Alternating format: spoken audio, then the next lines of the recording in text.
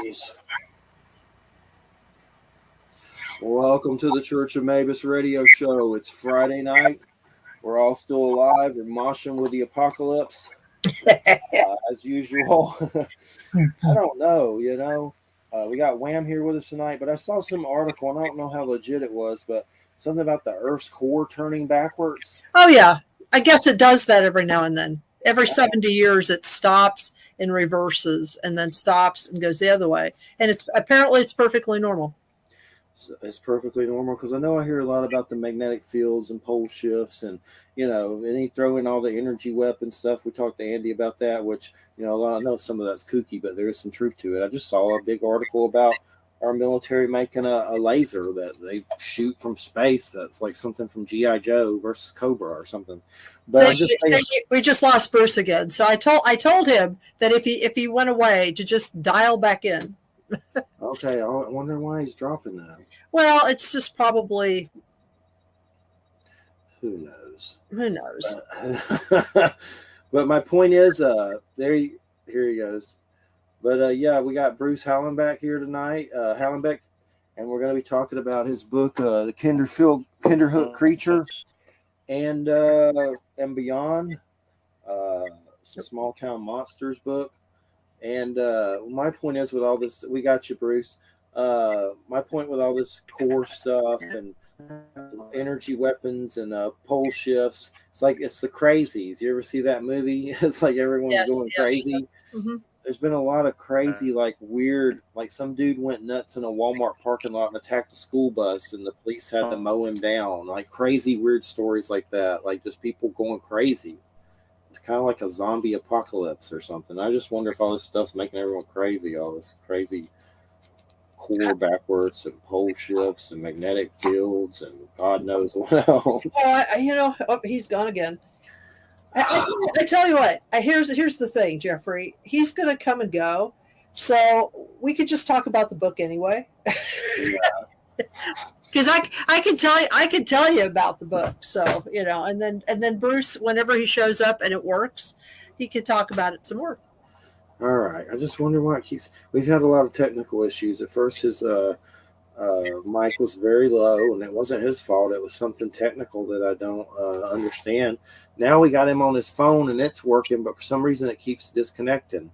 So let's see. There he is. Am I back? Yeah, you're back. I can hear you at least. There you go. There you go. I don't know if your internet's dropping or what, but just keep coming back. Well, tell us, Bruce, a little bit about the Kinderhook Creature. What got you started on that? What was the catharsis to write a paranormal book with small town monsters?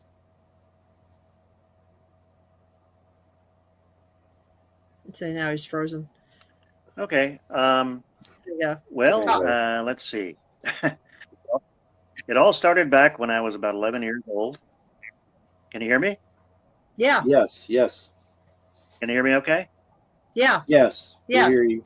Yes. Okay. When I was in 6th grade, I read a book called The Maybe Monsters by a guy named Gardner Soulé.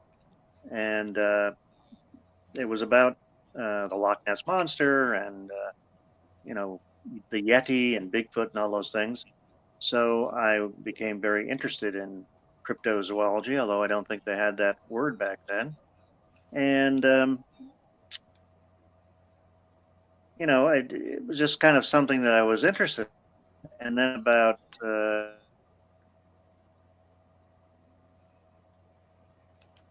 Nope. See, he's gotten frozen.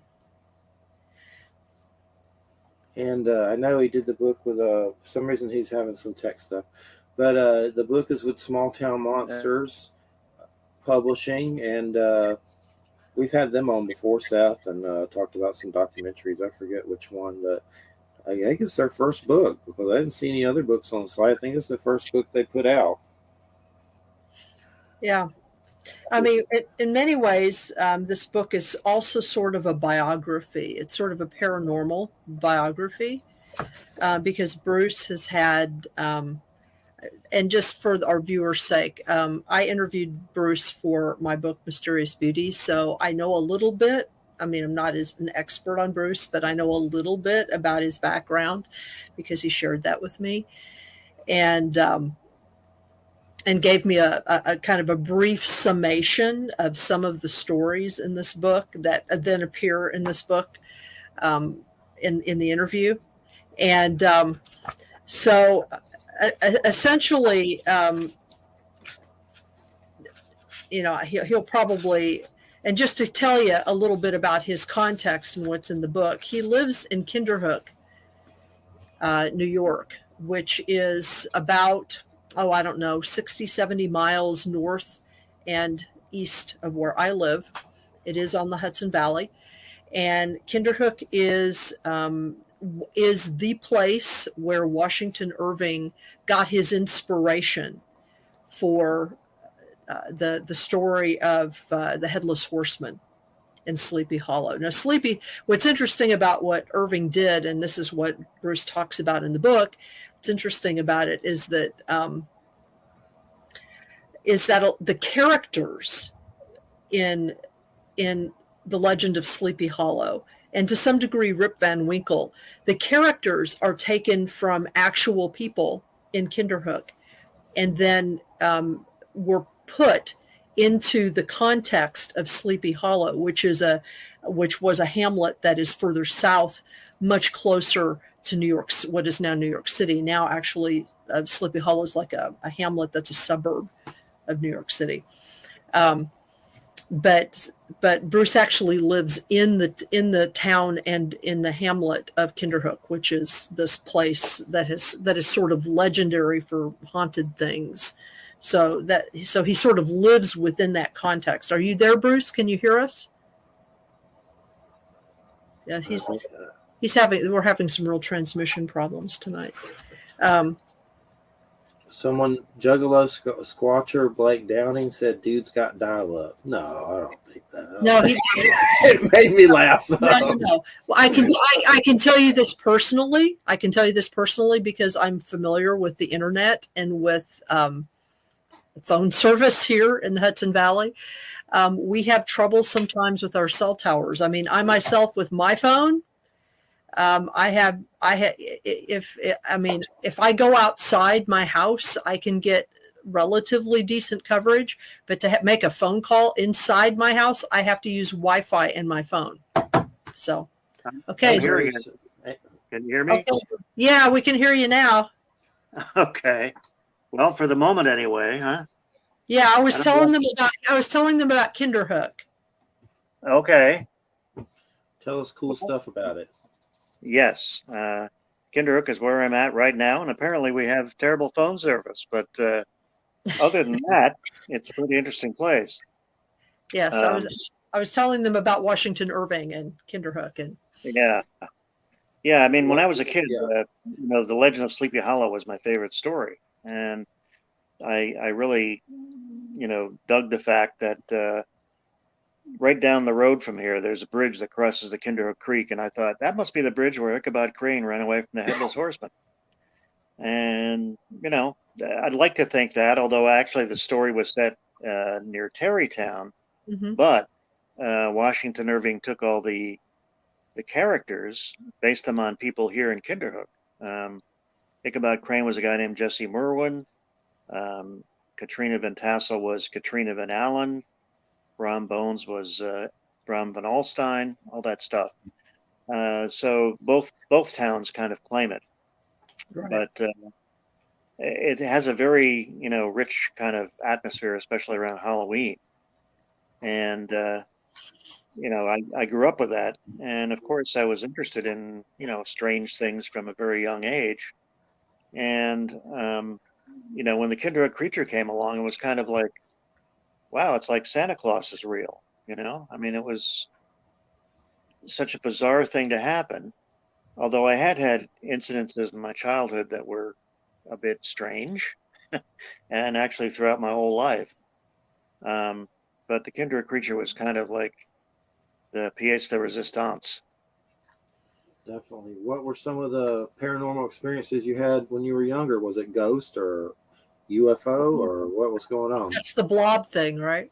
Yeah, the blob. I mean, it kind Gotta of hear ran the about the gamut. blob. You know, what's funny is that there's a website called the Kinderhook Blob. Well, it's Hmm. a blog. It's a blob blog, and I don't know who put that up there, but they got the story, I think, from one of the books I wrote.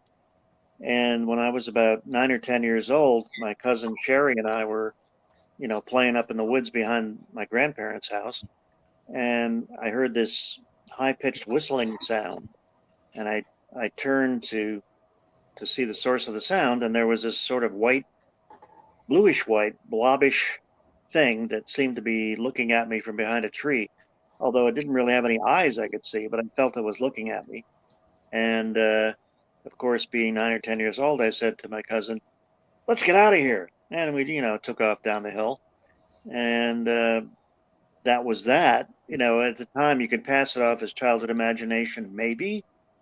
But then about 2 or 3 years later, my boyhood friend Jerome was down in the woods, down near the spring that was down there, around which a lot of strange things seemed to happen.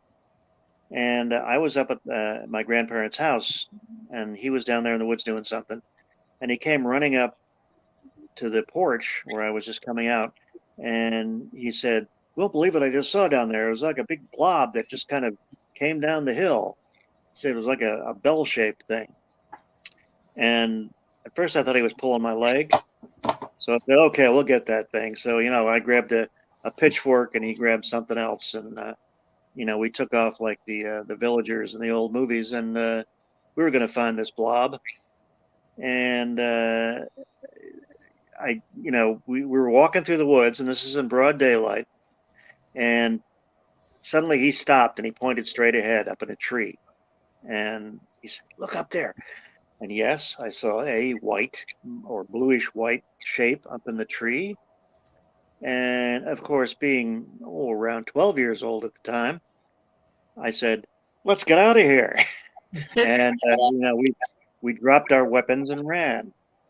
And okay, fast forward to about 15 years later, and two of my cousins were down in the woods, same woods, and they had a lean-to down there.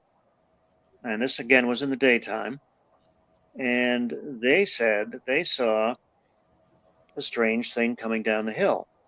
Now, it's an interesting story because my cousin Barry, who is Protestant, saw a bell-shaped thing coming down the hill, and my cousin Russell, who is Catholic, saw the Virgin Mary coming down the hill. And of course, they took off and ran.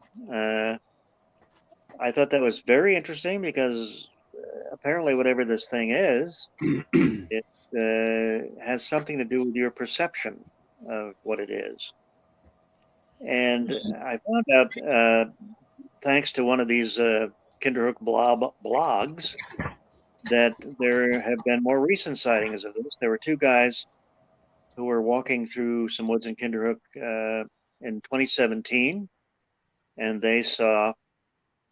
They heard the whistling sound that I heard when I was a kid, and they looked up and they saw this white shape flying over their heads. And it was, it sounded almost exactly like the experience I had when I was a little kid. And my father, who's a total skeptic, was out on his tractor one day. This was maybe 20 years ago or so. And he saw this white, he called it a blob, that flew over his head and, flew down below the horizon in the woods. So whatever this thing is, I seem to have been instrumental in making it part of the folklore of Kinderhook. There's even a blob sticker, Kinderhook blob sticker you can buy on eBay for something like $30. I don't know who sells that either. So It's somebody's amazing. making money off the Kinderhook blob. I don't know who. We've been talking about these kind of experiences for 15 years, and basically do the show because we've had these experiences. Mine happened after testicular cancer, and my dad died when I was 17, and a few years later my dad died. I started to have UFO sightings and see different types of beings, from beings of light to hooded beings to weirder stuff. And I've read in a lot of stuff in interviews. There's like they kind of compare it to a trickster energy that kind of morphs to your perception. And I don't know if all of those are trickster, but it's interesting how you said that, how things appear to what you believe. And that's come up in this kind of stuff before, but just the way you said it and everything, it definitely hits home. There's something to that, how it bends. It's like a weird Star Trek entity that, or something. Yeah. It's definitely fascinating. Yeah, it seems to feed on your mind somehow, and whatever you have in your mind, it sort of makes it real. Like the blob that I saw reminded me of Casper the Friendly Ghost, actually, because it had this big bulbous shape to it. And when I was a kid, I was a big fan of the Casper cartoons. So it does seem to have something to do with your perception. It's definitely fascinating. So with the Sleepy Hollow, what's the guy's the dude with the head, the headless horseman? What's the story that kind of correlates with that? There's a true story that's from. What's the connection? Well, I mean, Washington Irving based his story, The Legend of Sleepy Hollow, on actually an old German legend about a headless soldier, a Hessian soldier, actually. So I don't think there's necessarily any real truth to that story, but I've always loved the story, especially the Walt Disney cartoon adaptation of that. I always loved that when I was a kid. But I mean, Kinderhook is kind of bathed in this sort of atmosphere of folklore and tradition. And there are a couple of houses down the road from where we live that are supposedly haunted. Lindenwald, which is haunted supposedly by the ghost of Martin Van Buren, the 8th president of the U.S. So we have a presidential ghost in Kinderhook, which is kind of neat. And right next door to that is the Van Allen house, which was the Katrina Van Tassel house in the Headless Horseman story, and that's supposedly haunted as well. So it's just a grand old tradition here in Kinderhook, which I'm very definitely. Well, I just wanted to get the Headless Horseman in there. We don't get to talk about that very much, and I know everyone loves that. I found an old '80s Jeff Goldblum movie where he's I guess Ichabod Crane, and I got it from somewhere. I haven't seen that yet, but I was like, man, this is old as crap. But Jeff Goldblum, I'm in. Yeah, it was, for some reason that movie was filmed in Utah. I don't know why they didn't film it here, but yeah, I still need to see it. And then of course who can forget Christopher Walken as that? That was the greatest for sure. Sleepy Hollow. Well, tell us. It's always fascinating, these small town monster stories, how these events happen, from Mothman to the Lizard Man in the Carolinas to I know there's a place, Willow Creek in California. I know that because of that Bobcat Goldthwait movie, which I think I've heard of Bigfoot before that. But these stories where what was the one I just looked? Ridge, the one where the white Bigfoots and the UFO and military came out. Chestnut Ridge. I know that's one of their DVDs. But it's just fascinating. Not only because, I mean, we don't know if it really happened. I'd like to presume, yes, something really happened. But maybe with some of them, we don't know. But who knows? I mean, I've seen weird stuff, so I know weird happens, so I'm not, I think something's going on. But what's weird is how these towns memorialize it with like memorials and a parade. And I guess it's people trying to cash in, but it's fascinating on that kind of level. But come on in for the Bigfoot 2-for-1 tire special or 2-for-1 cheeseburger. And that's what, small town monsters, and they interview witnesses who seem very credible. So, I mean, I'm not disagreeing with any of the stories. I wasn't there. I don't know. But tell us about the Kinderhook creature. What happened? Was it, what can you tell us about it? Like, what was the story? What's some of the bones of it? Well, actually, the reason that I wrote the book is because Small Town Monsters came here to do one of their documentaries. It was called On the Trail of Bigfoot, The Journey. And they came here and also to Whitehall, New York, which is another small town that had a lot of Bigfoot sightings in the 70s. Ours took place mostly in the 80s. And in the late 70s, I read a story in a now defunct magazine called Hudson River Chronicle about local Bigfoot sightings. And at the time, I was kind of skeptical. I thought, okay, I can understand that in the Himalayas and the Pacific Northwest, but not in Kinderhook. I don't, or Columbia County here in New York didn't seem very likely. But shortly after I read that story, um, my cousin found some strange footprints in the snow in the woods behind my grandparents' house, and I took some pictures of them, sent them to the Hudson River Chronicle, and they promptly lost them, by the way. But we thought they were unusual in that they didn't really look like bear tracks. They looked like something slightly different. At the time, I wasn't really pursuing this, but at a little bit later, about a year after that, my grandmother happened to look out her kitchen window one morning, and she saw something sleeping in the yard, apparently. Something lying down in the yard that was very long or tall and dark, and it was almost in a fetal position. And she looked away for a second, and when she looked back, it was gone. She didn't tell anybody about this at the time because she thought maybe people would think she was going a little batty.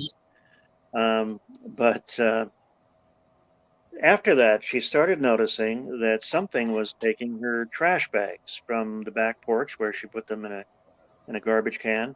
They would take the trash bags out, take them down into the yard, and untie them and take out all the food stuff. Now, a raccoon or something wouldn't do that. Neither would a bear. They would just tear the bag apart. But this, whatever it was, just delicately untied it. And this happened several times. And then she found out that one of her neighbors had an experience where her trash bag ended up in a tree. And this was pretty mystifying. Around that same time, I had a friend visiting from England, and she was at my grandparents' house one evening. We were watching TV, and then I told her I'd walk her to where she was staying. And as we went out on the back porch, the security light came on, and as soon as the light came on, I heard this ungodly sound coming from the depths of the woods. It was something I'd never heard before. It started out like a shriek or a scream, went into a series of guttural sounds, and then sort of died out in a low moan. And my friend from England looked at me and said, "Is that a typical American sound to hear at night?" And I said, "Nope, never heard that one." Now, as it was dark, I wasn't going to go looking in the woods to see what it was. I kind of wish I had at this point, but oh well. And a couple of months later, my grandmother was being brought home by my Aunt Barbara, and just as she got out of the car, they heard this horrible noise coming from around the shed behind the house. And the sound, she said, was like a person in terrible agony or moaning or something like that. But not exactly a person, just a very loud volume. And my Aunt Barbara was so panicked. She said, "Get in the car, Mom." And then she locked all the doors before my grandmother could get in the car. But so what happened ultimately was that my Aunt Barbara went home to get her son, Barry, who had a shotgun. And my grandmother went in the house, in her house, and just sat there in her chair with a hammer, just in case anything tried to break into the house. And when my aunt got back, the thing was still making crazy noises. And my cousin got up on the porch with his shotgun, and he shot it off once up in the air just to make a noise. And the thing screamed, whatever it was. And then he shot it off again, and he said flame came out of the barrel this time. And he heard the thing seemed like it ran away. It sounded like it ran away. But he also heard another sound. He thought there might have been two of these things. I missed all of this because I was out with friends that evening. And when I got home, it was like pandemonium. Everybody was talking about what happened. And my grandmother said, she could see a shadow of something around the shed because it was a bright moonlit night. I remember that. And she said it was, something that had kind of a pointed head and long arms in the shadow. And so that kind of started, that really piqued my interest right there. That's for sure. And then I started investigating other people's experiences and found that there were a number of people throughout the county and other counties nearby that had seen or heard this thing. There was one very good sighting by a woman who was driving home from work in Albany, New York, and she just got to the county line, the Columbia County line, and she saw this large ape-like thing cross the road in front of her. She said it had reddish brown hair or fur, very long arms. It was swinging gracefully, and it went off into a cornfield across the road and disappeared. There was another gentleman who was fishing near a dam near Kinderhook, and this was in the daytime, and he happened to look across the creek, and he saw this creature standing there looking at him. And he said it was very tall and sort of reddish brown hair. And he even said that he could see it so well, he said the fingernails were black. And it was just staring at him, and then it just proceeded to walk away into the forest. So it turned out there were many, many people who experienced this thing. They wrote a series of letters to a journalist at the Times Union newspaper named Barney Fowler, who had an outdoor column, and he got so many letters he finally had to call a stop to it. He said, we have to go on to another subject. But there were people from all over the place who had experienced this, and this whole flap went on from around 1980 through 1982 or 3, and then it seemed to die down. But I still from time to time get reports. In fact, I just spoke to a gentleman recently who said back in the early 80s he was hunting in Stuyvesant, which is near Kinderhook, and he saw this figure standing off in the distance.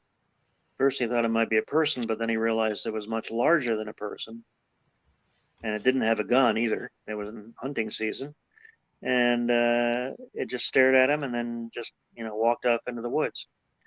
So the stories keep coming, and I keep trying to collect them. It's an amazing tale. It's really, when I think about it, about what happened in the early 80s, it's almost like, did that really happen? But yes, it did. Sure did. Was there any UFO stuff at all, or anything you've ever seen, or anything like that with UFO kind of stuff? Well, yes. That's also in my book, because my book is called The Kinderhook Creature and Beyond, and it's a personal reminiscence of experiences that I've had and other people that I know personally, either my family or friends or whatever. And of course, back in the early 80s, there was a famous Westchester wing, which was seen all up and down the Hudson Valley, mostly on the New York Thruway and in Connecticut and all over the place. And just before that, again, it was my grandmother and me. We saw some very strange objects in the sky over the Catskills. And because we had a window that looks out over the Catskill Mountains. And one evening, just before sunset, we happened to look out the window, and there were 4 or 5 reddish orange balls of light that must have been enormous because they were very far away, like I said, over the mountains. And they were doing all these crazy things. They would shoot out into and do 180-degree turns. They would stop on a dime. They would come together in a cluster, and then they would shoot out again and go all over the place and do the same things. And then finally, they all separated and sort of drifted off. And we were so mesmerized by these things for 5 or 10 minutes, we didn't even think to take a picture. But that was an amazing sight. And years later, after the Westchester Wing flap was pretty much over, some friends of mine and I were driving up the Taconic Parkway, and um, the driver's wife, who was in the front seat, all of a sudden she shouted out, "What was that? What was that? What was that?" And I thought maybe there was an accident or something. I looked off toward the road, but I missed what she was seeing, which was, as she described it later, a boomerang-shaped object, or triangular. And she actually drew a picture of it, which is in the book. So that, to me, is the Westchester Wing. That's what it sounds like. And thousands of people saw that throughout the 80s.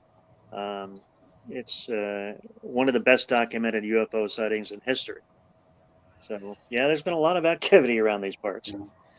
I had a UFO sighting that you reminded me of that looked just like those that you were describing. And I was outside and I saw these like 3 or 4 weird reddish, kind of orangish energy things in the sky. I called them fireflies. And it was almost like it knew I saw them. I screamed like a girl, and my brother and nephew came out and saw them so I could get them to come out. And at that time, I just started. I've told this story a million times, but I'll just give you the short version real quick. I was trying to get interviews for my show when I first started and having trouble, and I said a prayer, had that weird UFO sighting, and then the next thing you know, I was on the phone with Stanton Friedman, nuclear physicist, Nick Pope, British mod of the fence, and Lloyd Pye of the Star Child Skull. He's passed, but Jim Mars, the guy that did the JFK book and the movie with Oliver Stone, he has the alien agenda. It's like I started talking to all these people. Like, did aliens help me get the hookup? It felt like that. But when you were telling that story of the red energy, it made me remember mine, because they look just like that. So it's always fascinating. But Yeah. I don't know. Yeah, I don't know if you ever seen Dan Aykroyd's UFOs Unplugged. It's on YouTube. If you put, the actor Dan Aykroyd, if you put Dan Aykroyd UFOs Unplugged in YouTube, he has a documentary where he's smoking a cigar as Dan Aykroyd, the actor. He loves UFOs, and there's a lot of footage in it. You would enjoy that. Check it out sometime. It's on YouTube for free. But that's thanks for sharing that story. But what's up with the house? Are you in that house now that you mentioned in the book that your grandparents, and there's been a lot of stuff there? I know Wham said something about gremlins, but is that it sounds like you're in the Evil Dead cabin. What's going on there? Well, nothing nasty. It's always been very benign, whatever is going on here. But one of the strangest things that ever happened to me was when I was in my early 20s, and I was walking out behind this house, which I'm at now. There's a field in the back, and there's woods there. And again, this was in broad daylight, and I saw this man with his back to me at the edge of the woods, and he was digging for something. And he was a small man, and he had on an olive green shirt and olive green pants. And I thought, well, that's pretty strange, because usually we don't have any people coming onto our property, and we have like 7 acres of land, and it's pretty unusual to see strangers here. So I called out to the guy. I said, "What are you doing here?" And he didn't answer me. He didn't act like he even heard me. And I called out to him several times, and he just ignored me. So I went back to the house and got my grandmother, and she came out with me. We both called out to the guy. Again, he ignored us. And then one time we called out to him, and he sort of half turned around.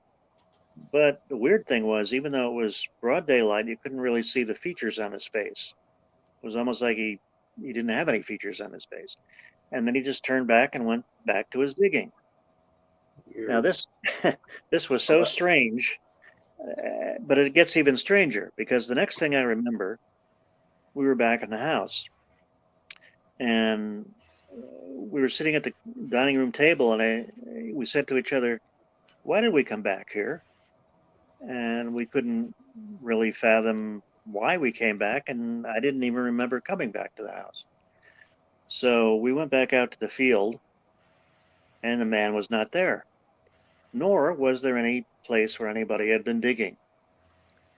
That to me is a really strange thing to You happen. say he was wearing green, and there's a leprechaun hiding his gold, was it? Well, you know, in the book, I have a chapter about elementals and wood spirits and fairies. Quite honestly, the Native Americans had legends about fairies too. They called them pukwudgies, and it seems like almost every culture has a legend about little people.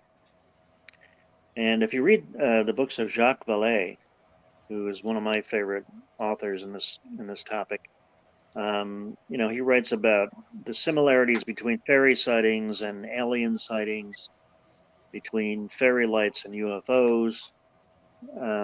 I find that very, very fascinating.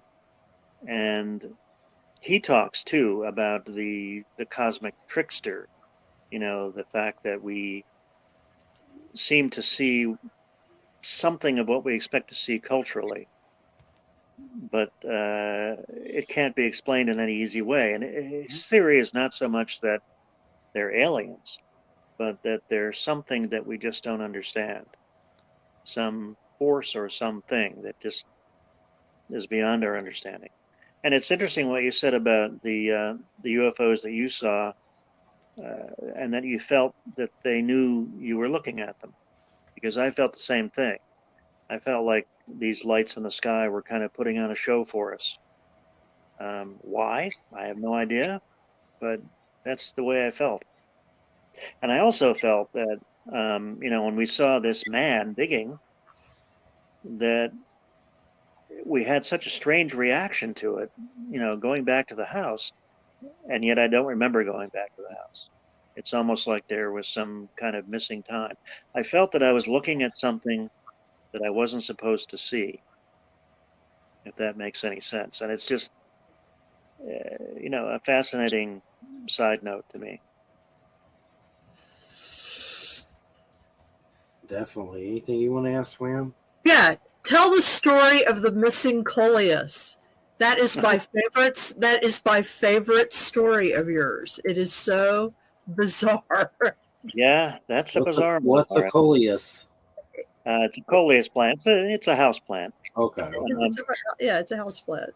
Yeah. My grandmother used to have a coleus plant, and she had it set up in the dining room. It was set up on one of these old metal tables that there was an indentation in the middle of it. So the pot was in the middle, and then there were two sides that went up higher than the pot. Yeah. Anyway, I walked out in the kitchen one night, and I heard a crash from the dining room, and it sounded like the plant just, the whole pot just fell on the floor. Well, it did, except that it was standing upright. And the strangest thing of all was that the coleus plant was gone, was nowhere to be seen. Now, my grandmother had been sitting in the living room when the pot hit the floor, and she saw what happened. And she said that it didn't fall. It actually went up and over across the sides of this metal table, and then went straight down. Now, there was no spillage of any dirt. There was nothing on the floor, and there was nothing in the pot. The plant was gone. I mean, the dirt was there, but that was it. And we never found it. We never could locate where the coleus plant went. That, unless it can teleport, I don't know. I mean, I can't explain it. I mean, there are a lot of things I can't explain, and that's one of them. Mm-hmm. Isn't that a great story? I love that story because I know about coleus plants because it's one of my mom's favorite plants. And so, it's just kind of like, I mean, I had a very strange experience with something that just disappeared too and was never found. I mean, it was this happened when I was in I was I was a freshman in college, and I was working at the library, and there was, I was one of these people that always was finding books at the bookstore that I couldn't afford. But what I would do at the bookstore, I would give them, this was the college bookstore, I would give them money as a deposit to hold it, right? And then try to come up with the rest of the money. And so I borrowed like $10, a $10 bill from a coworker of mine. I had an army jacket on. It was a completely intact army jacket. It had a pocket here that was, one of those pockets, completely intact. I took the $10 bill, and I somehow knew that I wasn't really supposed to be doing this. I felt kind of a sense of shame about having to borrow money from this person. And I took the $10 bill, folded it up in the normal way you fold up a $10 bill. I stuck it in my pocket, and it was one of those pockets that had a button down top. You could close it and button it, And so I stuck it in there. I buttoned it, and I walked, and I did not deviate. I walked straight. I had to walk through a building and a half, but I walked straight to the bookstore. I didn't stop anywhere. I didn't do anything. I walked straight to the bookstore. Probably took me 7 minutes. Got to the bookstore. I undid it and reached in, and it was gone. I mean, it was gone.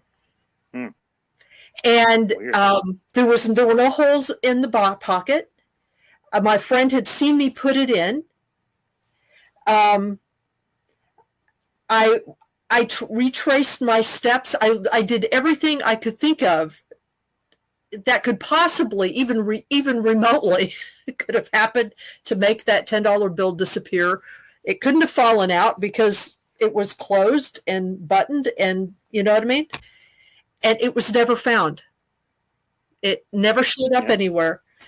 And I had to pay her back anyway, and I didn't get the book because I didn't have the money to make a deposit on it. So it was just like, okay, I guess somebody doesn't want me to get this book. How bizarre. I've had a couple of other weird things like that where things have just disappeared. Things have just disappeared, and I've never found them. Yeah. Yeah, you wonder if they go into a black hole. Yeah, it's like that somewhere in the universe did all of a sudden somebody like open something and out popped this weird thing that they didn't know what it was. You know what I mean? It's like they see this $10 bill, they're like, what the hell is that?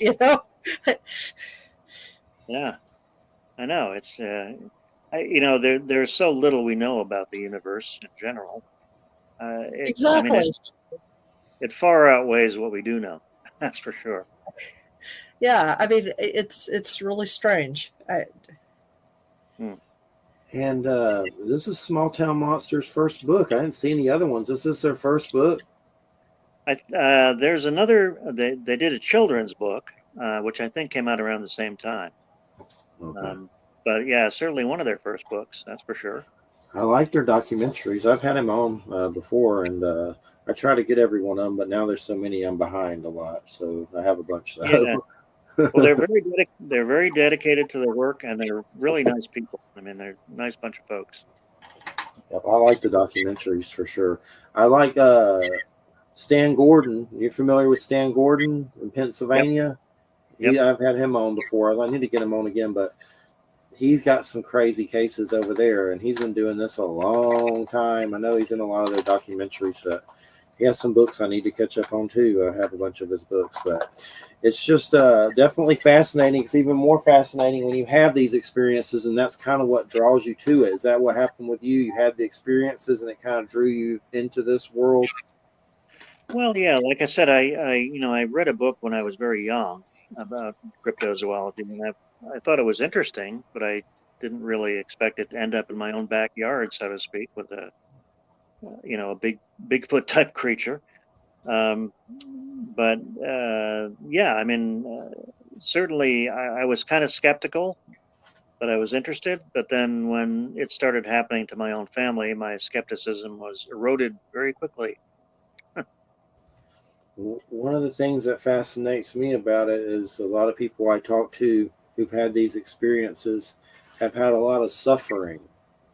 Like, for instance, my story 17, find out you have cancer, you lose a testicle. Hey, Roku, how are you tonight? But we're on Roku tonight. That's what I told him. It's like, hey, how you doing? But that pain, along with losing my dad, from medicine men and stuff and women I've talked to, it opens your senses. And Yeah. also, I got drawn into the occult and reading all that kind of stuff. And it's like you kind of draw it to you. But there's something about that pain. It's kind of like Pinhead, it draws you in, and then it's all there from then.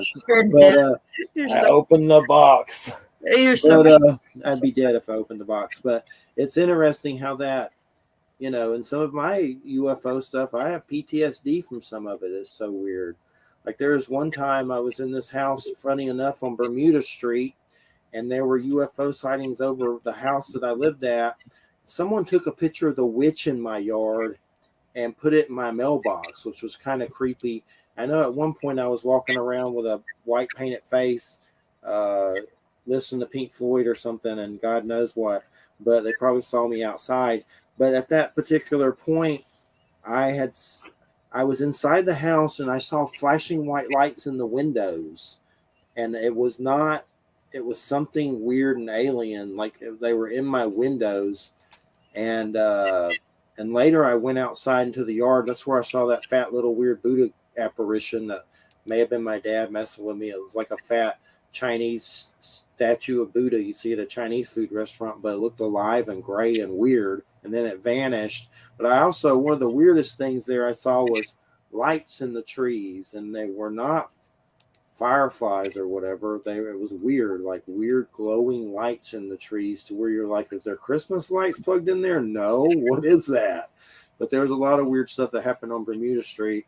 Another weird thing was I saw underneath a street light a woman standing, a man floating like Indian style, and what looked like a guy with a dragon head. Maybe it was a helmet. I don't know what the hell it was. It's like I was having a D&D psychedelic flashback or something, but I saw it visually. And I don't know, but there was some weird stuff that happened to that house. It's interesting. A lot of my experiences happened in Georgia. And I've talked to a lot of other people that have had experiences there. And in the Bigfoot situation, Jay, our co-host, has seen a Bigfoot before. I've never seen a Bigfoot. I thought I did when I was a kid, but it was kind of confusing. But as far as have you had any kind of Bigfoot stuff? I know you've told some stories that you had the trash bag thing, right? That could have been possibly that. Well, yeah, that was the theory anyway. And the whole Bigfoot flap of the early '80s was an amazing time. As I said, it kind of died down then. But I still hear reports from time to time, and there are a lot of reports from Whitehall, which is about 80 or 90 miles north, and they're so into Bigfoot up there, they actually have a statue of it in the center of the town. So they're much more proud of it than Kinderhook. Kinderhook is like old money, and people are kind of snooty around here, and they don't really want to talk about it much. I have to kind of dig for these stories in Kinderhook, but up in Whitehall, they're pretty open about it. I see a picture in the book of the fairy ring that you took a picture of. It's like a ring during UFO sightings. Right. It was during the 1983 flap of the Westchester Wing, and it was just off the road where we live, and I saw this glowing ring, and I snapped a photo of it, which didn't come out very well, but it's in the book because it was glowing in the dark, and I realized that that can be fungus and all that stuff, but this was a perfect circle, and also it was not in grass as the fungus would be. It was on gravel, So I thought that was kind of interesting. That is interesting. And had there been any reports from that area, nocturnal lights or anything that had been reported? Yeah, I mean, not necessarily at exactly that same time, but certainly in this area in general, there have been quite a few. Aside from what my grandmother and I saw, my uncle saw something strange a little bit earlier than that. He was driving along the road one night near Stuyvesant, which is right next to Kinderhook, and there were these big power lines on the one side of the road, and near the power lines, he saw this object kind of hovering. He said it was diamond shaped, and it was like red and blue lights, and didn't make a sound, didn't do anything. It just hovered there, and he was a guy who was pretty skeptical of these things, and he didn't really want to talk about it, but he eventually did because it bothered him. It was something he couldn't explain. And in the book, I say that I can't explain most of these things. I don't have any solid theories on what any of these things are really. But that's what makes them interesting to me, is that I can explain them. And it's good to say I don't know. That's a good thing. Yep. And just say I don't know. I had a UFO sighting with a friend of these black triangles over power lines, and we had a golden ball of light come down out of them. And then later I asked him about that. He don't remember it for crap, and I do, plain as day. But it's kind of weird to where you're like, did they take me? I don't think so, but I don't remember much else but that. But it's weird. Maybe I wonder if they do something from the power lines, like take power from it or something, because I've seen some of the power lines. They're refueling. I mean, there are a lot of UFO reports over power lines and also, of course, over nuclear plants. Yes. And what that means, I don't know, again, but very interesting.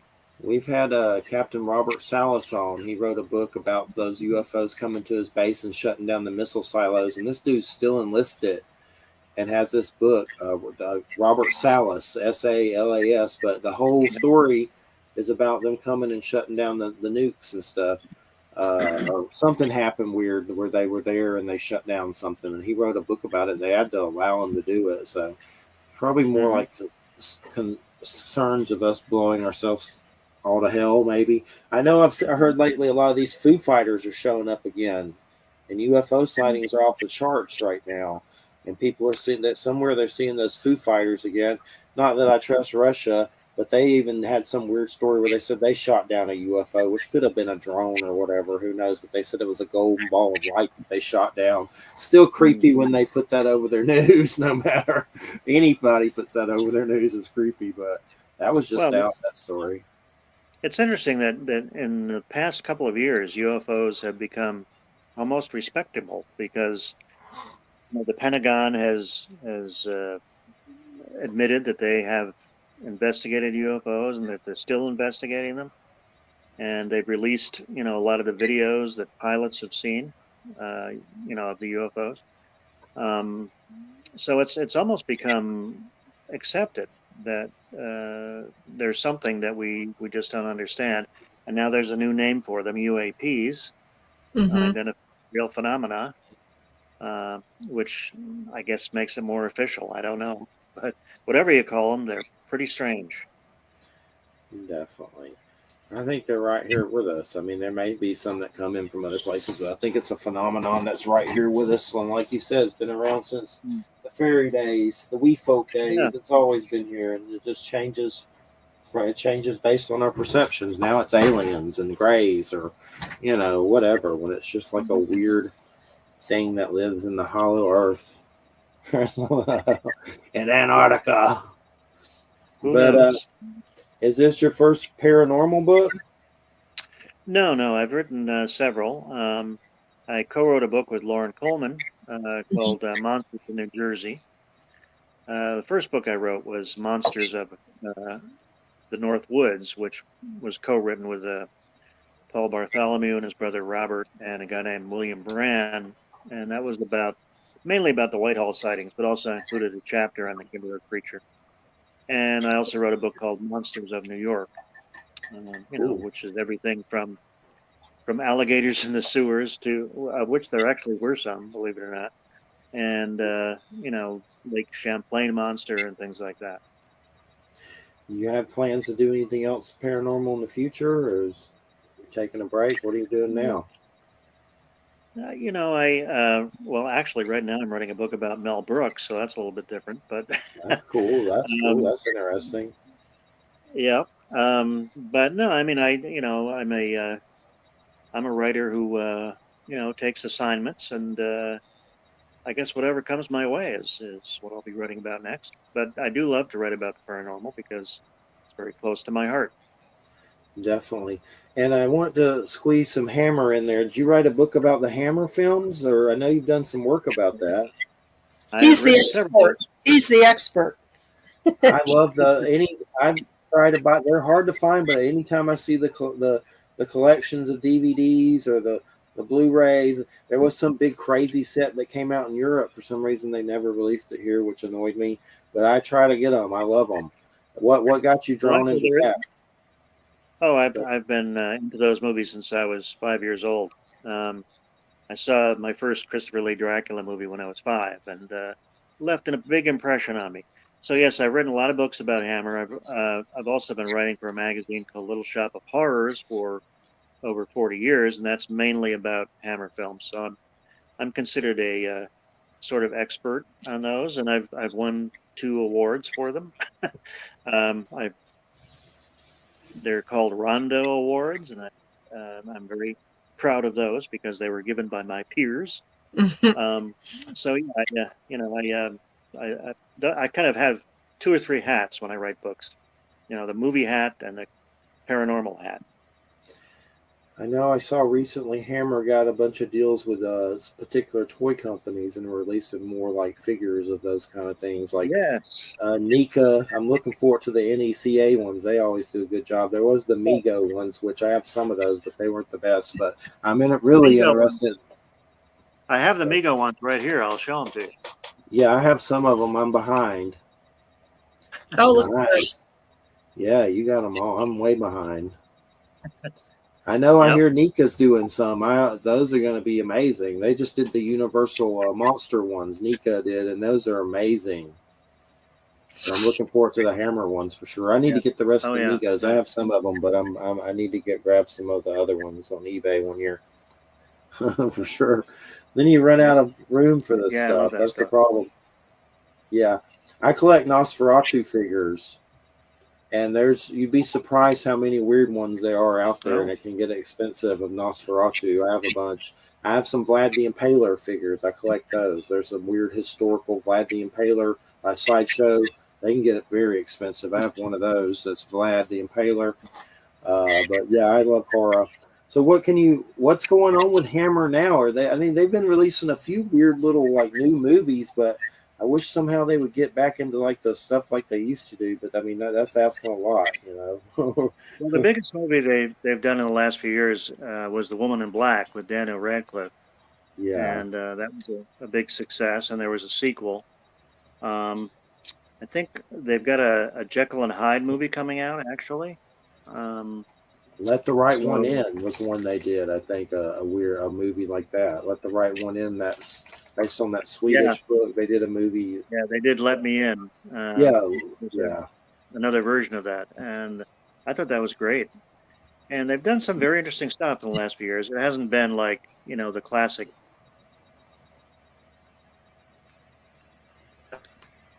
Oops. The Blob got him. He's frozen in space. We did pretty good though. We're doing good. He'll be able to come back. He'll be able to roll. There he is. Okay, you're frozen. You're frozen, but you can talk. Can you still hear us okay? I think you're having some phone issues. You're frozen. Yeah. Okay. Yeah, there he goes. There it goes. Am I still frozen? No, now you're fine. The Blob got him. Frozen. But tell us some more Hammer stuff. What's some of your favorites growing up with that? I mean, there's so many. I know there are some box sets here in America. I have one. Oh crap! There he goes. There he goes. He's back. He's back. There he goes. There you go. I know there are some box sets. I have one pretty big one that has a lot of Hammer horror movies that I got from America. But I know there's one that was overseas that didn't come here for some reason. But what are some of the classics that you love of Hammer?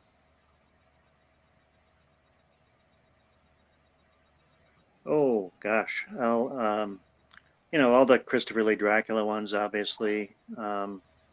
The Peter Cushing Frankenstein movies. I love their science fiction Quatermass movies and so on. The Abominable Snowman is one of my favorites.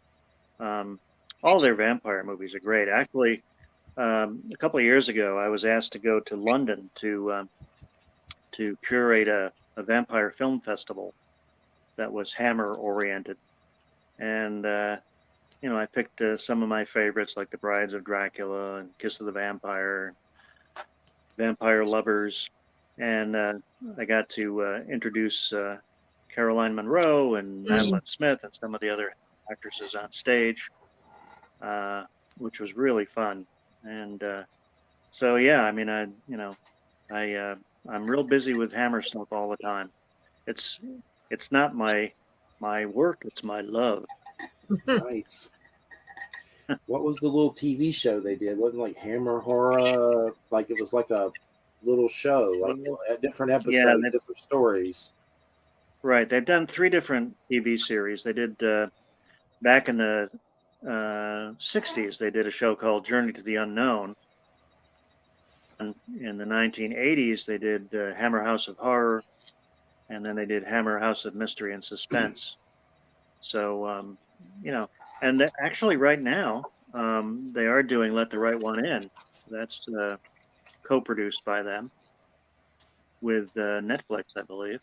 That's on Showtime. So, I've been meaning to watch it. Showtime.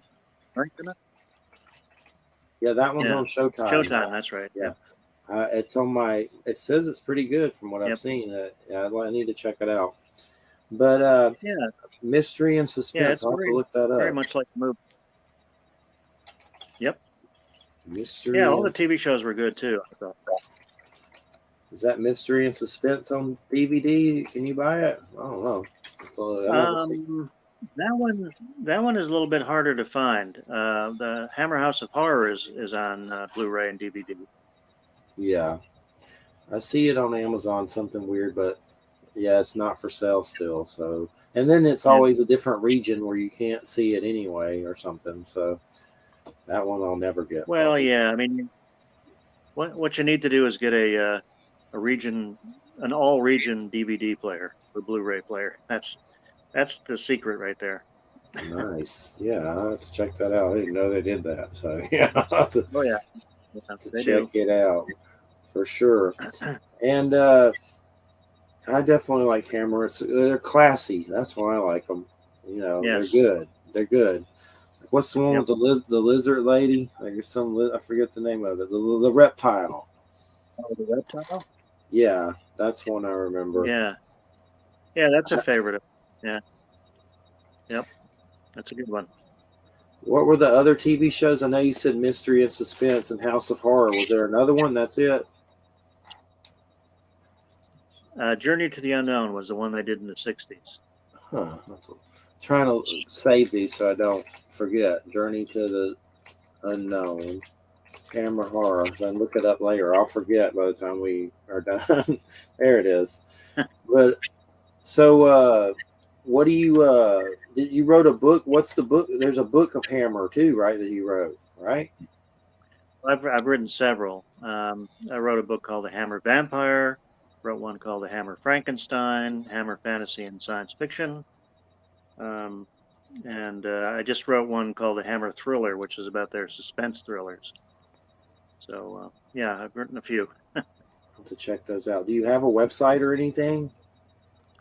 I don't have a website, but you can find all my books on Amazon if you type in my name. Okay. And that's Bruce, Ghallenbeck. And so anything else come to mind from your Kinderhook book that you'd like to share that we haven't talked about? Anything you can think of off the cuff?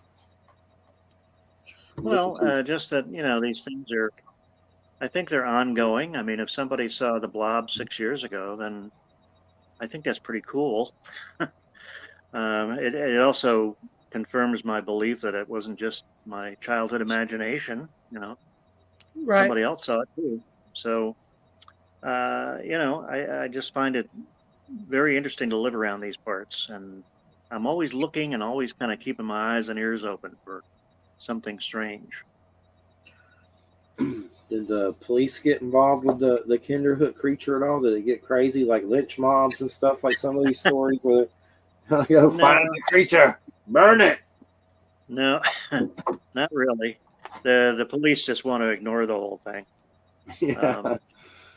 I spoke to a policeman once who, we have a state troopers barracks in Kinderhook, and he, I don't believe that's even possible. I said, well, that's you're right to not believe it. I probably wouldn't believe it myself if I hadn't experienced these things, but there it is. Definitely. It's not Do you still have your plaster casts of some of the footprints that you took? Oh yes, they're still around. Yep, wouldn't get rid of those. Yeah. Weren't you out looking for, if I remember right, weren't you out looking, you were at a bridge, and you had decided to just go out and see if you could hear something or see something. And you started hearing this chattering. And it ended with this weird light in the sky. So tell that story, because that's a cool story too. Yeah, that's that's another strange event.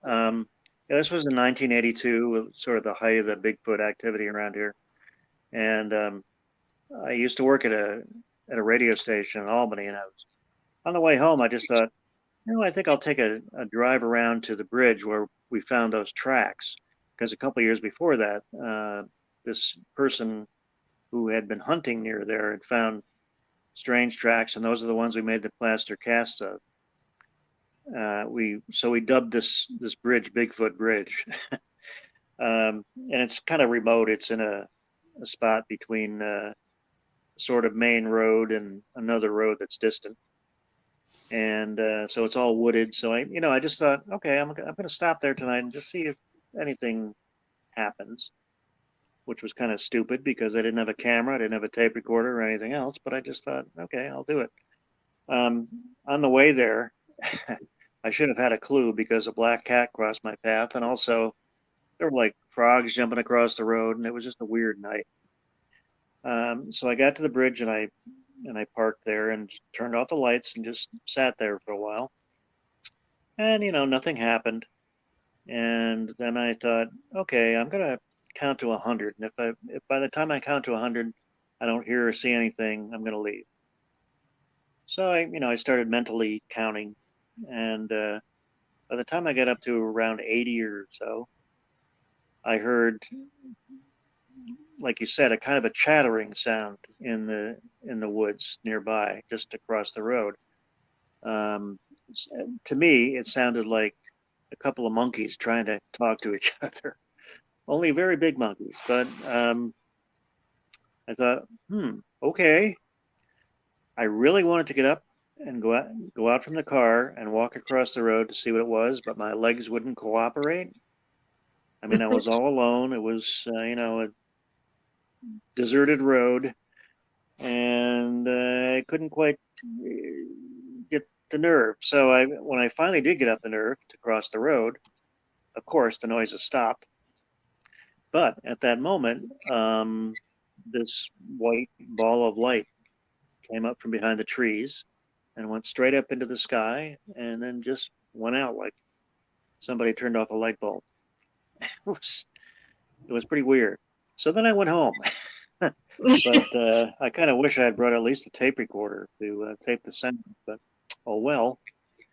I remember when you hindsight is 2020. So I remember when you first told me that story. You said that when that light went up and disappeared, you had this feeling like you just really didn't know what was going on, that there was just something really weird going on. It was just that's called and it's uncomfortable, and I like the term that has been coined for that, which is the uncanny valley. It's that sense of, oh God, I'm right.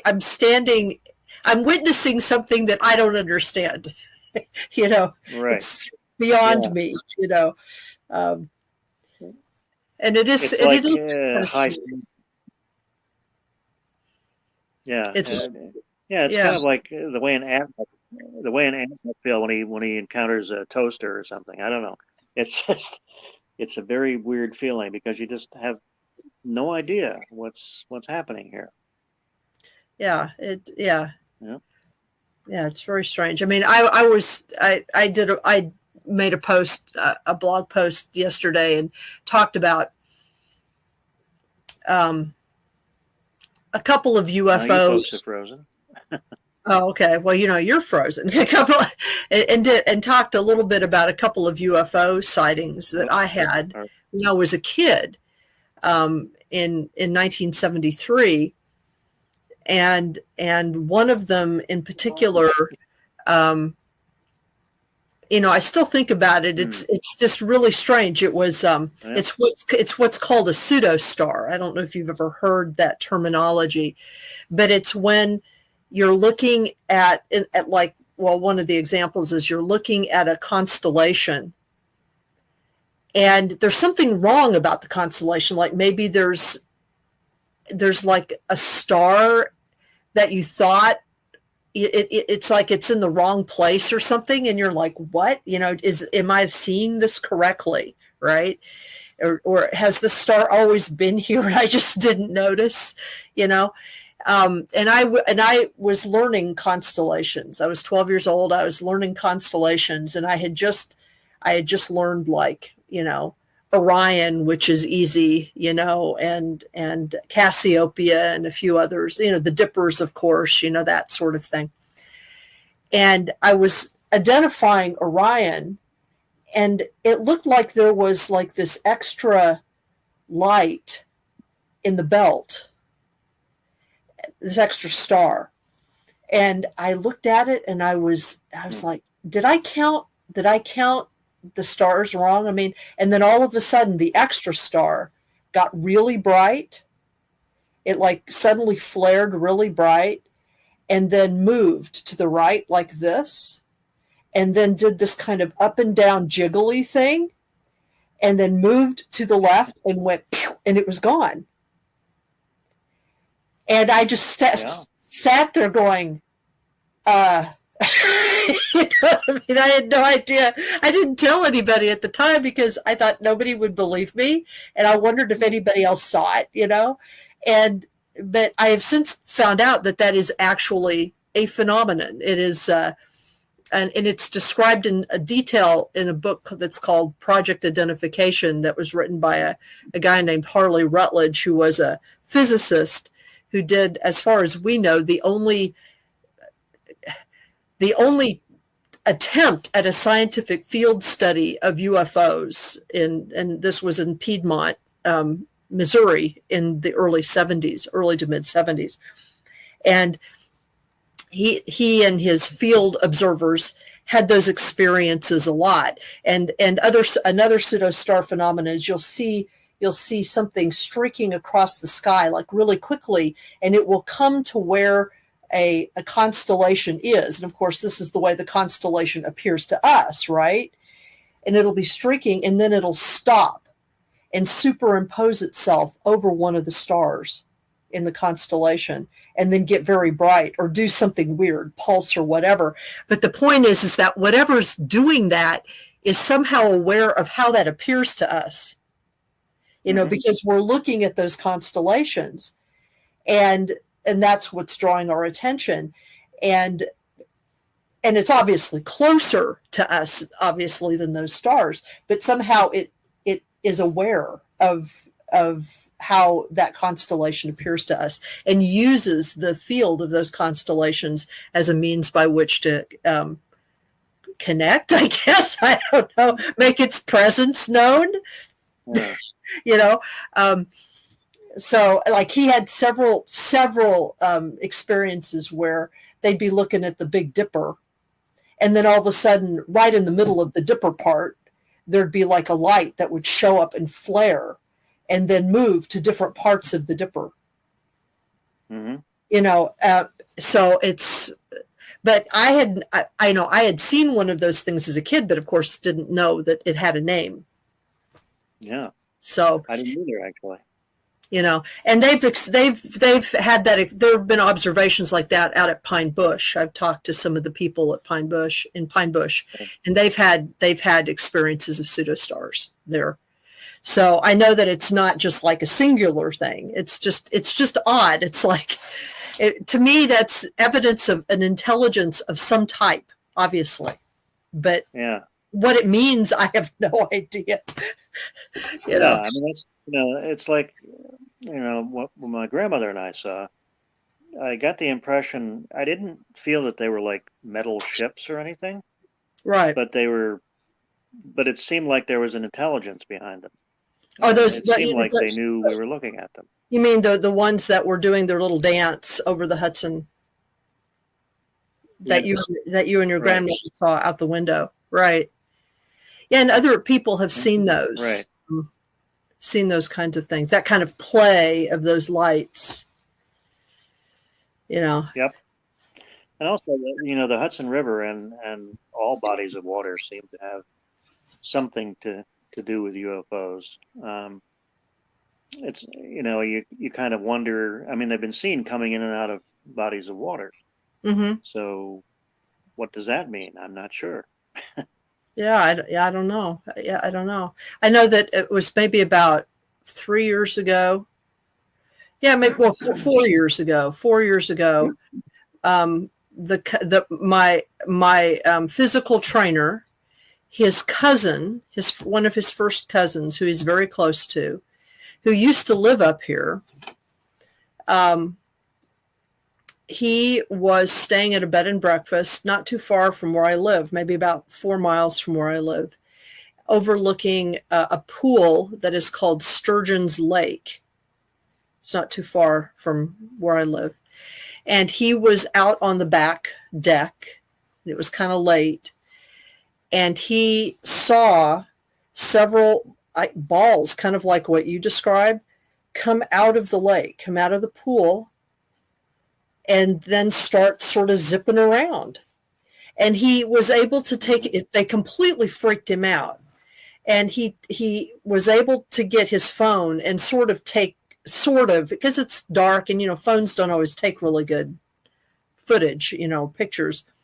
He was able to get kind of a couple of pictures or a little bit of film of two of them. And one is kind of a reddish, orangish color, and the other's more white. And they're kind of shooting around. But it scared him to death. And they just sort of, they weren't too far from him because this deck was like kind of, overlooking the lake.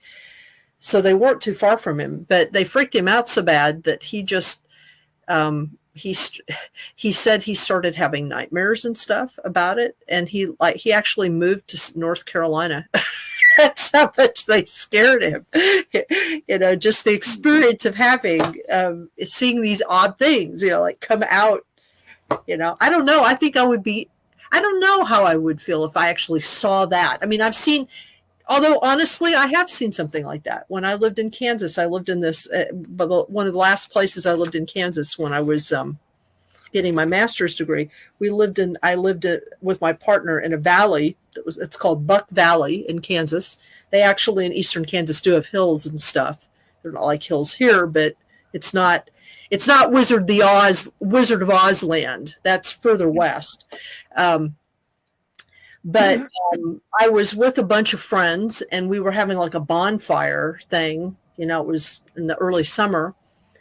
And we'd already had some weird experiences that night. We had had some weird experiences with like disembodied voices around and stuff, kind of complicated. But then across, it was pretty late. I had my back to the west of the house. There was like a creek and then it went like up a ridge. And so my back was to that. And so I was facing east And a friend of mine poked me on the shoulder and said, "What is that?" And I turned around and looked, and there was this light that was in the trees. And at first I thought it was like a flash, like a flashlight, like maybe somebody was walking through the woods and, like shining them in the trees. But all of a sudden the light shot up out of the trees and then just sort of, so it was clearly not attached to anything. And it just bounced along the top of the trees like that, just kind of boop, doop, doop, doop, doop, and then it went straight up and it was gone.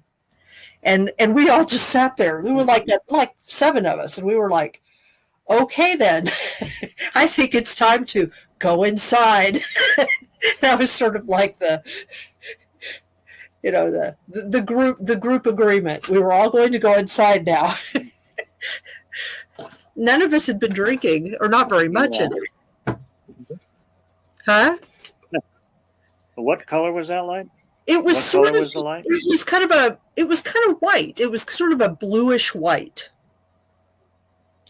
It was very distinct. It was not, there was nothing fuzzy about it.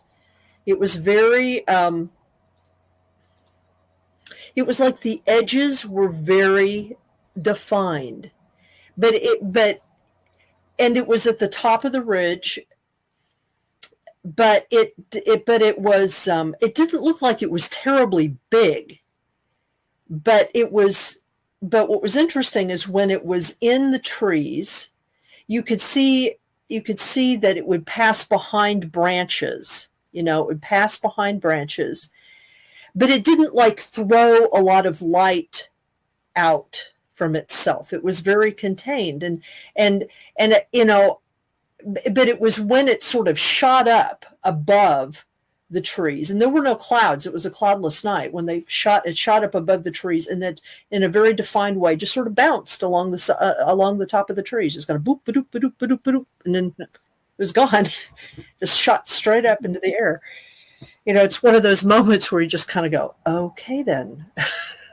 Yeah, and you're right. I mean, it was kind of like I felt that it was sort of waiting for us to notice, and then once we noticed, it sort of showed off. Yeah. Yeah, it's sort of, here I am, and then took off. It's very odd. The blob. Yeah. I mean, it does, except that it was a very defined round thing. Yeah. Wham, I got some good news for you. You know that project identification book? Yeah. It's on archive.org as a PDF, and I sent it to you an email. I just sent you the link on Facebook, but I'll send it to you too, Bruce. It's supposed to be a really good UFO book, but you can download the PDF from archive.org. Oh, that's great. If you try to find the book, which I was going to do, it's like $170, $80, like one of those weird out of print books that suck. When you find them, you're like, ugh. No, that's good. I'll be sure, and when I do a blog and stuff, I'll make an announcement about it because it's really. I just found it. It's really a decent. I've been telling everybody about it. I mean, I used it as a reference when I did my chapter on Pine Bush in Mysterious Beauty. Used it as a reference. I had read it years and years and years ago as a library book, but didn't purchase it then.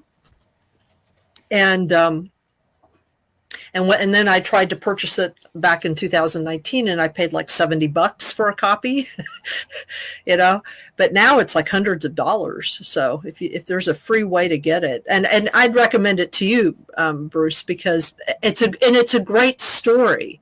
I mean, you're a fan of H.P. Lovecraft, I know.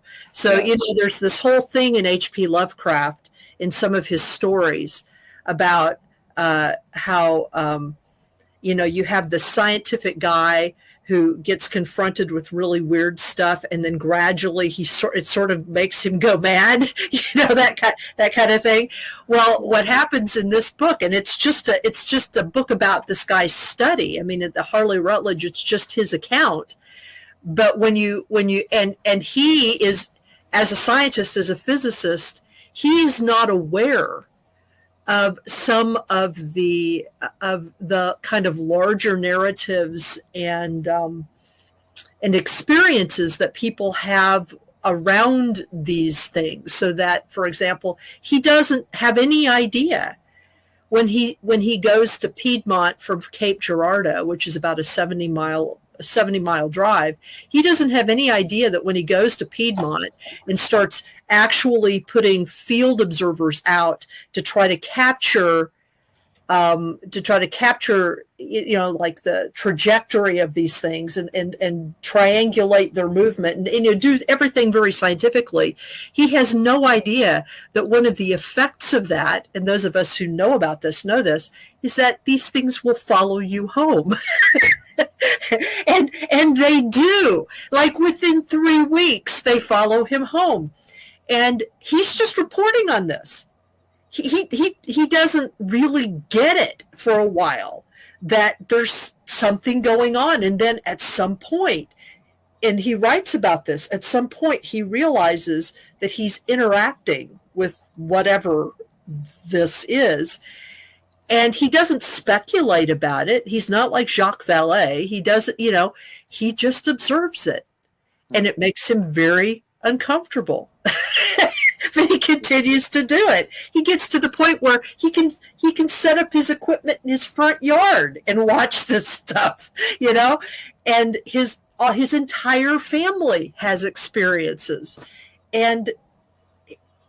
But it's just a wonderful book about a guy. It's very scientific, very technical. This was written in the 1970s. He knows tons about cameras and optics, and in fact, some of the mathematics are like I can't even follow it, because I don't really care. But it's a wonderful book for that, because he just tells you what's going on, and you can see that there's this story that's developing about it, and it's fascinating. It's just a fascinating book. I actually did a 3-part video audio blog about this book because it's so interesting, and the guy is so interesting. He's just fascinating. But if you get a chance to read it, I think you'd like it. You could probably come up with a story around it somewhere. Is this guy still alive? Oh, no. He died in 2005, I think. Okay. He was a professor of physics at Southeastern Missouri State College. And the project identification ran from 1973 to 1980. The book was published in 1981. So. Mm-hmm. Well, sounds fascinating. Yeah, it's a great book. It's a treasure. That's the kind of thing I like to read, where they take a scientific approach to it. Yeah. And he really thought that, hey, maybe it's a natural phenomena. I don't know. So let's just, get a bunch of observers in the field and give them all great equipment, and we can start to try to track them and see how fast they're going, how far away they are, how big they are, that kind of thing. He just wanted to get that kind of information. And it's just, well, you just have to read it to see what happens. If only it were that easy. You know what I mean? Yes. If only it becomes really clear by, after a little while that he realizes he's dealing with something that's intelligent. Yeah. And it's responding in interesting ways to what they're trying to do. And, but of course, he doesn't try to speculate that much about what it might be. The only thing he does is he says, well, this is what it looks like, and this is what it is acting like.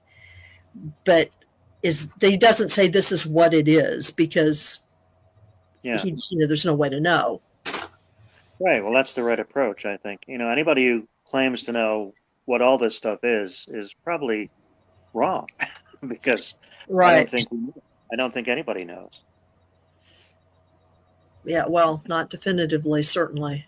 Oh, let's see. I always like Charles Fort's attitude. His attitude was, well, these are the reports I get. These are the facts I know.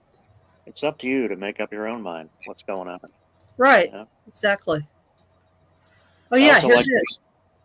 I also like what Charles Fort said one of my favorite quotes of his is, I think we're someone's property. Mm-hmm. Well, yeah, I kind of feel that way sometimes. yeah. Oh, this is excellent. Thank you so much for finding this, Jeffrey. It's a little unnerving. Yeah, I sent it to you too, Bruce, and it's just a link where you can download the PDF at archive.org. But sometimes I feel like I broke some kind of interstellar universal criminal, and I was cast down here into a prison, into this body. It's like this is like babysitting on Earth. So they don't have anywhere else to put us, just throw us here, prison planet. But some days feel like that more than others, that's for sure. There's something to it. And then lately, some of the crazy violence. Like, we always have violence, but it just seems like when you read all these things about pole shifts and magnetic fields and the Earth's core going backwards, it's like it reminds me of The Crazies by George Romero, and then the remake where everybody goes crazy. It just seems like everybody's losing their freaking mind. But that crazy sicko that killed those 4 girls in Idaho just while they're sleeping. Like, there's always been stuff like that. Three girls and a guy. Yeah, just terrifying. You can't even sleep in your house without some nut coming in and stabbing you to death. Some Ted Bundy wannabe. But let's see here, everybody. If you're listening from Roku, make sure you check out churchofmabusradio.com. That's Church of Mabus radio.com. And you got a Wham here representing. And Bruce's book right here. Yes. Bruce's book. Exactly. Yes. Oh, summon the creature with the book. The Kinderhook Creature and Beyond, a personal reminiscence. Bruce G. Hallenbeck and Small Town Monsters Publishing. You can go there. They got lots of his book. You can get the book on Amazon too, I'm guessing. And then you can also get their documentaries there. I like their documentaries. I'm behind, though. I need to get some that I don't have. I have a bunch, but there's some that I don't have. The Skinwalker thing, I missed that one. That's always a fascinating story that I don't even like to say that word. They're going to come get you at night for just saying their name. But definitely keep us in the loop, and we're glad we got the tech stuff ironed out. Next time, if we get you on, just remember phone. Yeah, that'll work. What's so weird, it's like earlier in the day I felt this weird anxiety and I didn't know what it was, and then I realized when all that was happening, so that's what that was happening in the future. But the good thing is we ironed it out, so and we saved the show, so it was good. There was not really that much of a problem. We got you on time and everything was ready to rock and roll for sure. And what's going on? I noticed there was a Hammer comic that was from Titan called that Captain Kronos. I never got those. I got into comics not too long ago, and I love them, but it's also a mistake at the same time because it's just insane trying to keep up with all of the stuff. You like so many of them. There's so many different ones. And horror, there's so many horror ones. Yeah. Like, I got to get that one. No, you can't. But it's like it's all of it. It's all of it. 8 spawns. There's a gunslinger western spawn now. Damn it. It's like too much, to keep up with. But I love Hammer Horror. I love Hammer Horror, so definitely love to get that. Makes 2 of them. Makes me want to watch it. Dig up my DVDs and start watching it. There's a bunch I haven't seen. There's a lot of them. There's some I've seen a lot of them, but there's a lot I haven't that I still have. I got some weird one that has a bunch of the old ones on there, like a bunch. It was like $60 or something. It has like a ton of them on it, like a DVD set or Blu-ray set. Yeah, it came out not too long ago, but there's a lot of like weird ones that are old on there that I haven't seen. I have to check those out for sure. But yeah, we appreciate it so much, Bruce. It's been great. And thanks so much. And we've enjoyed it. Keep us in the loop on future projects, and we'll get you back sometime. And thanks so much. Thank you. Glad it finally worked. Yes. Me too. The blob tried to stop us. The blob. The good blob. He doesn't want to eat you and assimilate you. He just wants to be your friend. He wants to be your Mother Mary. Right. That is weird. Just wants to Screw your tech up. Yeah. Yeah. Shapeshift into the Virgin Mary. Yeah, there's going to be a Passion of the Christ too. Can't wait, right? Oh God, I could do completely without all of that. Yeah, I'd have to watch it once. No. You know, it's just Christmas. It's Christian porn. It's a Yeah, Jim wouldn't want to watch Caviezel. it. BDSM. Jim Caviezel. He's like Yeah. likes adrenochrome and Q. So it'll be there'll be a Q symbol on Jesus, a QAnon symbol. It's insanity. We're not a political show, so let's stop it. But thanks for listening to Church of Mabus Radio. If you're new listener tonight, you can check us out, Church of Mabus, MABUS, radio.com. And yeah, that's the weird thing from Nostradamus. We're doing the show. We're bringing forth the darkness. So have a good night. I'm just playing. Have a good night, everybody. Good night. Good night, everybody. Bye, Bruce. All right, take care, Bruce. Bye. Bye-bye. Take care. All right.